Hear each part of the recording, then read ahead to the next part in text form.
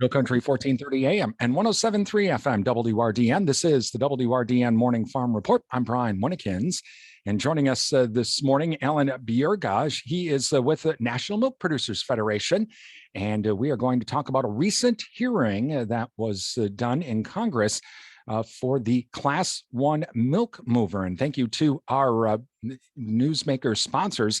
And they include Compeer Financial, Animal Wellness Center of Buffalo Valley, Elsivia Co-op, Annabis Silo, Osteoplastics, Synergy Co-op, A&J Agronomy, and Wisconsin Farmers Union. And Alan, thank you for joining us today. Well, on September 15th, a pretty big meeting in Congress and the Senate on that Class 1 milk mover. And for those not familiar with that, that's where we ended up with this price differential last year during the pandemic. Yeah, this all plays together. And of course, you start unraveling issues like the federal milk marketing order system, and you quickly become bewildered by the complexity. But we at National Milk have really been focusing on the Class 1 mover as an issue because, as you know, it's really at the root of a lot of what was going on last year. Now, this hearing was called by Senator Kirsten Gillibrand of New York, of course, which is also a major significant dairy state, and her producers have a lot of concerns about the milk pricing system. And this was really more sort of an educational, informational hearing to get some of the concerns that dairy farmers have out into the public eye. Kirsten Gillibrand is a Democrat. Her ranking Republican member is Cindy Hyde-Smith of Mississippi. And she called in witnesses too. And there's a lot of discussion about some of these issues in terms of milk pricing, really some of the stresses that we've seen through the pandemic, some of the weaknesses and flaws that have really been highlighted by what's been going on over the past year. And then, of course, the question is, what the heck do you do about it? Because this is something that's been, built over an 80-year period. And there's a lot of people who have a lot of specific things they care about. And as a nationwide system, it becomes very thorny to find solutions to some of these problems. During the committee hearing, what were some of the things that those witnesses brought up to the senators? Well, I think a really key thing, we have a couple things going on right now is revolving around the Class 1 mover. You have this pandemic market volatility assistance program, that the USDA just announced last month that is supposed to at least partially compensate farmers for some of the losses that they experienced because of the change of the mover formula into the 2018 Farm Bill. And then the other question, from our perspective and from an economist with Agrimark, a Northeast cooperative that was testifying, was really looking at what do you do with the Class 1 mover itself. You still have this problem here. Your first problem is that farmers lost about $750 million because of this change, and the USDA's program compensates $350. So where does that other $400 million go, and how do you come up with some sort of a solution that's fair to all sizes and regions? It's going to be a really challenging thing when these checks come out, because I guarantee you no two dairy farmers are going to get the same amount of money in a check. And how this formula is determined is not going to seem very transparent to a lot of these producers. Meanwhile, you're heading into the next Farm Bill and you're looking at, okay, what do we do to make sure that this problem doesn't happen again? In dairy farmers right now, the way the mover is structured, as we have seen from the pandemic, compared with processors, a lot of price risk now falls on the back of the farmer that wasn't falling back there before. And so how do we make sure that this is an equitable risk? What sort of a formula do you come up with?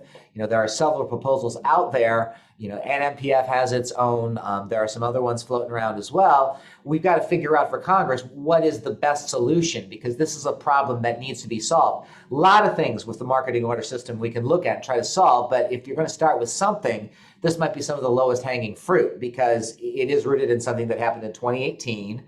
It affects everyone to some extent nationwide, and everybody has a wide consensus, at least if you're a dairy farmer, that something's got to be done.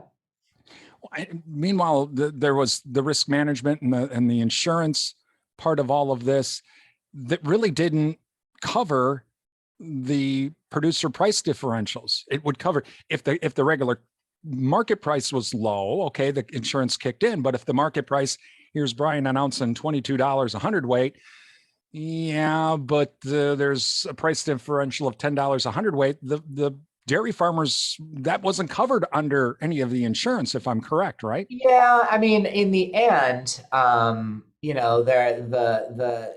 dairy margin coverage program, for example, the DMC, that's off of an all milk cost, which again can differ from what's on your milk check. with the PPDs plugged into it, as well as what feed costs are. And of course, feed costs are an entirely other issue going on right now. That's why we're seeing such large DMC payments going on. When you're looking at the negative PPDs, you have to remember the root cause of that was this really strange market that we had where you had these government purchases that were so heavily weighted toward cheese that class 3, class 4, the traditional alignments went out of play. And again, this is where the class 1 mover comes in, right? Because before, when you had this, what's called the higher of formula, where you were basing the price of class 1 off of the higher of 3 or 4, that was one thing. But when you started having these massive disparities between 3 and 4, because cheese was doing X and butter was doing Y, now that mover is not, the mover agreed to in the 2018 Farm Bill isn't making up for that disparity that you now have between the 3 and 4, that in normal times they're close enough that the current formula is negotiated, it can make some sense for farmers. But as it played out, it just didn't.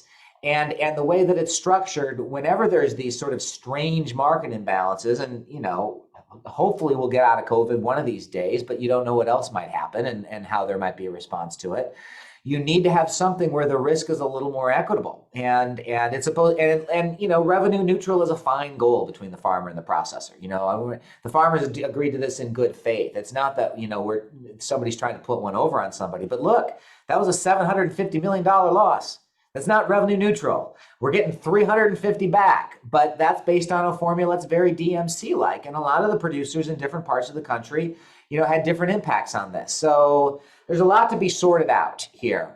The PPDs were more a symptom of larger issues than they were necessarily an issue themselves. You'll notice the PPDs are kind of getting back more to normal as the price alignments are back in shape.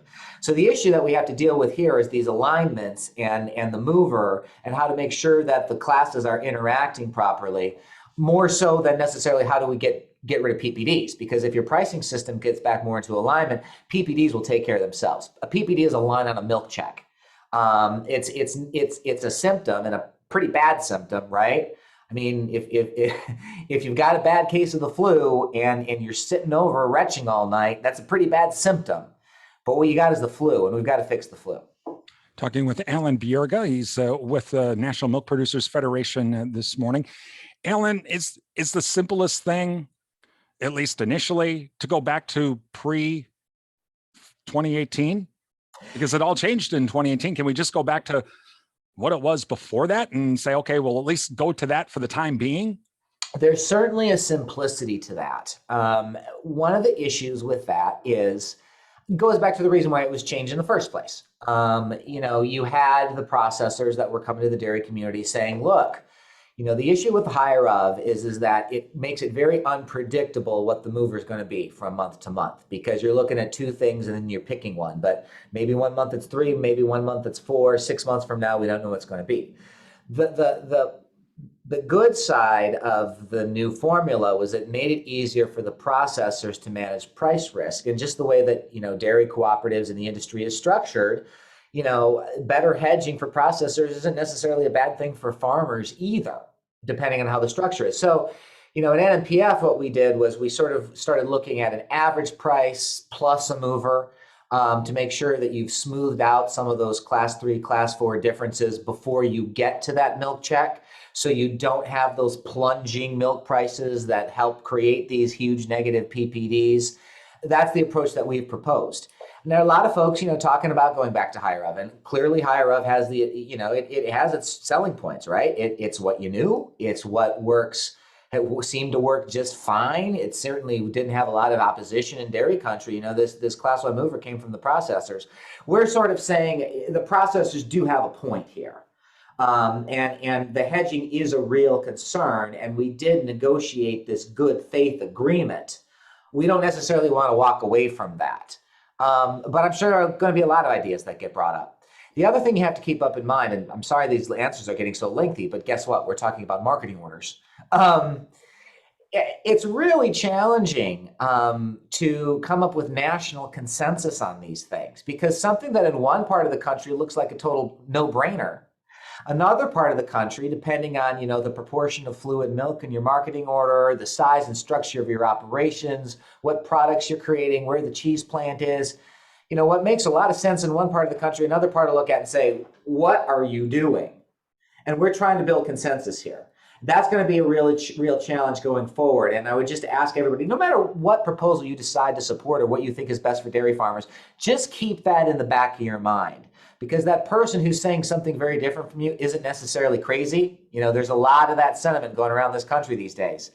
The other dairy farmers, other sizes, other regions, other parts of the country, they're not crazy, but they are looking at it from a different direction. And we're going to have to keep these things in mind as we find a solution. Finally, Alan, before we let you go, if we're bringing up this with this class one mover, there's also starting to become a lot of talk saying, you know what, let's just go all in and start over with the federal milk market order. Just take all of it, put it in a pile, 5-gallon can of gas and a match and a blank chalkboard, and let's start over. Is there going to be any stomach for that in Congress or even in a consensus of the dairy industry? You can certainly see where the sentiment comes from, right? I mean, this is a system that dates to the 1930s, and people say, well, that makes it all rickety. Social Security also dates to the 1930s. I don't see a lot of people saying we should do away with that. So I don't think it's about the age of the program, but admittedly, this is pretty darn complex. The issue with starting from scratch is, you're going to set up a whole new structure that's determining a lot of winners and losers. And for all of the anguish and complexity you have over the marketing order system now, it is something that farmers are used to and have learned to work with, and does seem to do a decent job of maintaining some sort of flexibility for different regions and different considerations in a national context. Consolidation has been a big issue in the dairy industry. You come up with starting from scratch, there's going to be a lot of pushes from a lot of interests to come up with a system that will seem very, very, very efficient, but can become another way for, certain powers to exercise their power over others. In which case you got to ask, be careful what you wish for. I think there is certainly a need to look at this system and take a look at what makes the most sense here that we are almost a quarter of the way into the 21st century. But we do have to be careful. There are a lot of things that make good bumper stickers, but don't necessarily make good policy. And again, that's going to be the challenge. That's why this isn't going to play out over a couple of months. This is probably a couple of years. But it is important, and gosh knows NNPF is looking at it. Our economic policy committee is going to be meeting and discussing, and we have very wide, diverse representation off the industry. So, when we figure something out, that brings you a lot of the way there. That's 70% of the country's milk. So, going to be a big thing on our agenda, a lot of difficult conversations that got to be honest and good faith conversations, and I do hope we get there. Alan Bjerga, he's with the National Milk Producers Federation. You're listening to the WRDN Morning Farm Report.